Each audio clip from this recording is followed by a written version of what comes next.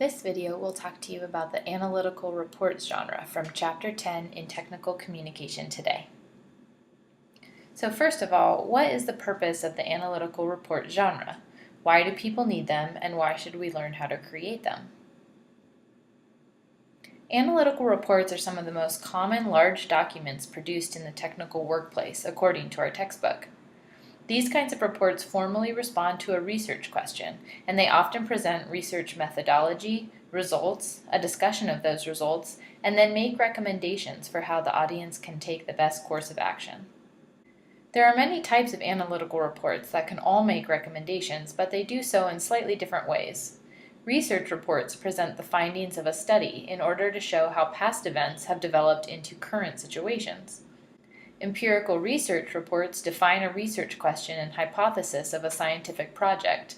Then they describe the methods and results of that project and discuss the results and draw conclusions.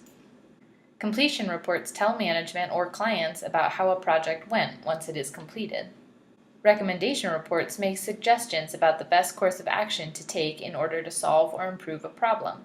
They present the problem along with one or more possible solutions, and then make clear recommendations about the best course of action that should be taken. Feasibility reports help determine whether a particular course of action is even possible or sensible for a company to take. They help people decide whether or not they should move forward with a particular decision. Whatever the type of analytical report, there are always rhetorical elements to consider.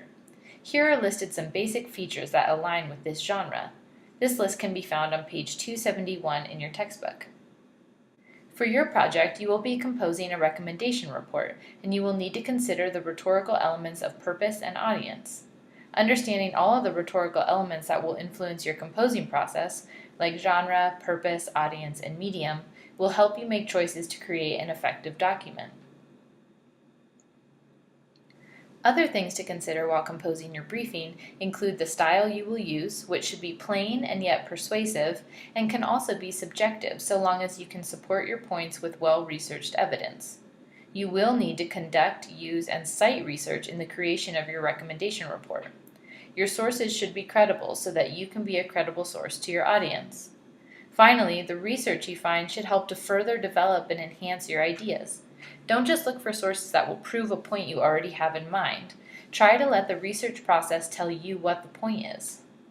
For your third major project, you will be composing a recommendation report in which you present and suggest solutions to the problem you researched in MP number 2.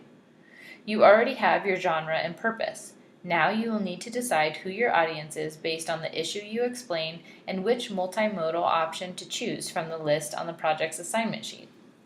To determine who your audience is, think about the issue you have presented and the solutions you will recommend. Who will be capable of implementing these changes? Is it an individual or a group of people? A company or a nonprofit organization? Once you have determined your audience or have a good idea of who it will be, answer the audience profile questions in Chapter 2. To determine the medium and modes you will be using for your recommendation report, think about the solutions you want to suggest and how you can use images and sound to help your audience understand them as best as possible.